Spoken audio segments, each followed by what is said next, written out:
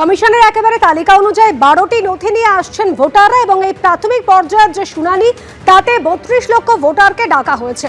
আর BJP সাংসদ সুকান্ত মজুমদার কি বলেছেন রাখবো আপনাদের সামনে।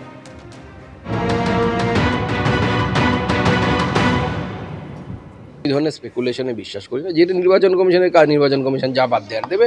আমাদের কাজ হচ্ছে নির্বাচন কমিশনকে এসআইআর এ সহায়তা করা, ভোটে লড়াই করা। আমরা ভোটে লড়াই করব, একটা নাম বাদ না গেলেও বিজেপি জিতবে। রাজ্য জুড়ে এই এসআইআর এর শুনানি পর্ব চলছে। এই শুনানি পর্বে ডাক পেয়েছেন তৃণমূল সাংসদ কাকলি ঘোষ দস্তিদারের পরিবার, যার মধ্যে তার প্রবীণ মা রয়েছেন, এছাড়াও তার দুই সন্তান রয়েছেন যারা প্রতিষ্ঠিত চিকিৎসক, তার বোন রয়েছেন।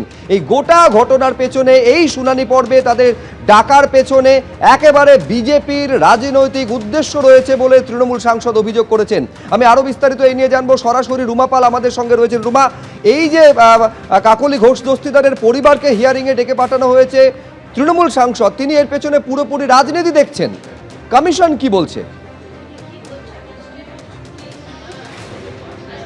দেখো, জানিয়ে রাখি যে তৃণমূল সাংসদ কাকলি ঘোষ দস্তিদারের যে প্রবীণ মা, তাকে যে ডাকা হয়েছে, সেক্ষেত্রে কমিশনের বক্তব্য হচ্ছে ফর্ম অসম্পূর্ণ ছিল এবং সেখানে 2002-এর সাথে কোনো লিঙ্ক করা ছিল না। অর্থাৎ যে ফর্মে যখন বিএলও পেয়েছে সেখানে কিন্তু নো লিঙ্কেজ লেখা ছিল, অর্থাৎ শুধুমাত্র নাম লেখা ছিল।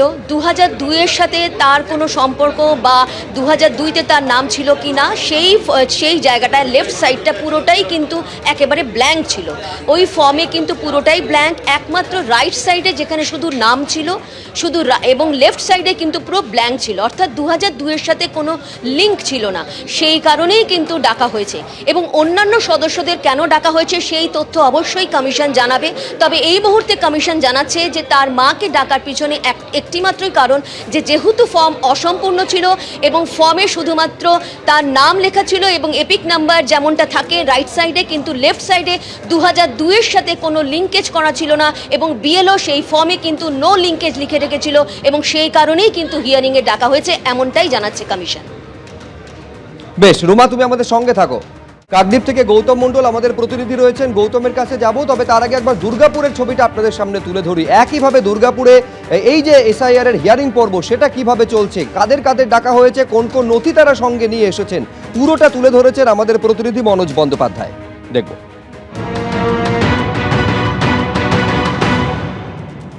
এসআইআর এর যে ফর্ম পূরণের পর কোনো রকম কাগজপত্রে কোনো অসঙ্গতি হয়েছে, অর্থাৎ কোনো কাগজের প্রয়োজন, তাদেরকে শুধুমাত্র হিয়ারিংয়ে ডাকা হয়েছে। আমরা দেখতে পাচ্ছি যে আজ থেকেই হিয়ারিং শুরু হয়েছে। দুর্গাপুরের মহকুমা শাসকের দপ্তরে আমরা রয়েছি এই মুহূর্তে।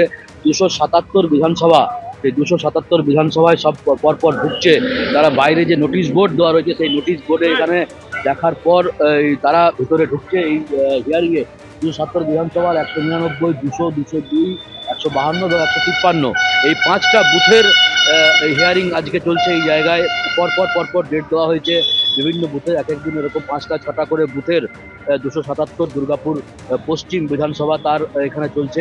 পাশাপাশি দুর্গাপুরের সরকারি মহাবিদ্যালয় বা অন্যান্য জায়গায় যেগুলো রয়েছে সেসব জায়গাতেও একইভাবে দুর্গাপুর পূর্ব বা এই সমস্ত বিধানসভাগুলির 5টা 6টা করে বুথের হিয়ারিং শুরু হয়েছে। এই মুহূর্তে এই মহকুমা শাসকের দপ্তরে সকাল থেকে আসছে মানুষজন, অনেক বয়স্ক মানুষজনও আসছে এই হিয়ারিংয়ের জন্য। তাদের নির্দিষ্ট যে কাগজপত্র সেগুলো নিয়ে তারা আসছেন, যাদেরকে ডাকা হয়েছে তারা এসে এখানে হিয়ারিং পর্ব শুরু হয়েছে আজকে সকাল থেকে দুর্গাপুরের মহকুমা শাসকের দপ্তরে। ক্যামেরা বিধানদের সাথে মনোজ বন্দ্যোপাধ্যায়, এবিপি আনন্দ, দুর্গাপুর, পশ্চিম বর্ধমান। অন্যদিকে কমিশনের যেটা নির্দেশ, যে 2002 সালের ভোটার তালিকায় যাদের নিজেদের মা বাবার নাম নেই তাদের নথি দিয়ে নাম তুলতে হবে। কোন কোন নথি দিতে হবে?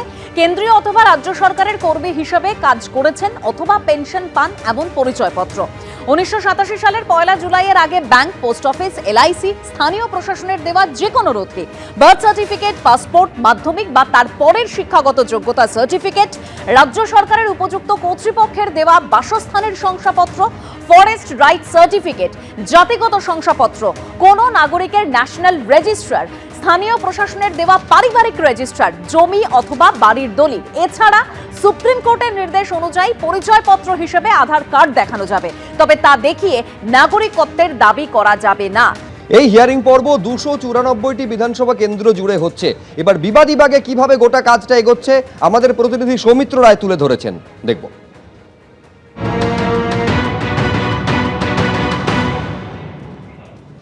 উত্তর কলকাতার 4টে বিধানসভা এন্টালি, চৌরঙ্গি, জোড়াসাঁকো এবং বেলেঘাটা বিধানসভার এসআইআরের শুনানি পর্ব চলছে যেসব বিল্ডিংয়ে।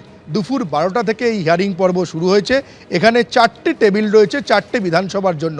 এইখানে যে হিয়ারিং পর্ব চলছে তার দায়িত্বে রয়েছেন একজন ইয়ার অফিসার, তার পাশাপাশি থাকছেন এইআরও, মাইক্রো অবজারভার এবং বিএলওরা। এখানে দেখতে পাওয়া যাচ্ছে যে সমস্ত ভোটাররা এসছেন তাদের হাতে রয়েছে বৈধ নথি, তারা বিভিন্ন ডকুমেন্টস নিয়ে তারা এখানে এসছেন। দেখতে পাওয়া যাচ্ছে কারোর হাতে রয়েছে ভোটার কার্ড, আধার কার্ড, প্যান কার্ড বা আবার অনেকে নিয়ে এসছেন পাসপোর্ট। এখানে যারা জানাচ্ছেন, ভোটাররা যেমনটা জানাচ্ছেন যে অনেকেরই 2002 সালের যে লিস্টে তাদের নাম ছিল না, সেক্ষেত্রে ম্যাপিংয়ে তাদের নাম সংযোগ করা যায়নি, সেটা একটা সমস্যা হয়েছে।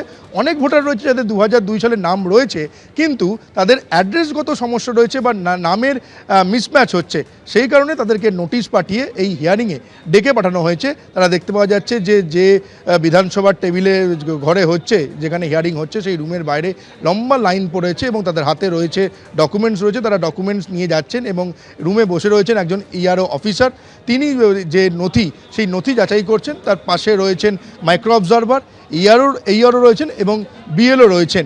এখানে যে সমস্ত ভোটাররা রয়েছেন তাদের মধ্যে অনেকে আবার জানেন না তাদের কি কারণে আজকে এই হিয়ারিং রয়েছে। ফলে এই যেসব বিল্ডিংয়ে, যেখানে উত্তর কলকাতার 4টে বিধানসভার হিয়ারিং পর্ব চলছে, সব মিলিয়ে সেখানে একটা মিশ্র প্রতিক্রিয়া পাওয়া যাচ্ছে। ক্যামেরায় তরুণদের সঙ্গে সৌমিত্র রায়, এবিপি আনন্দ, কলকাতা। এবিপি আনন্দ, এগিয়ে থাকে, এগিয়ে রাখে।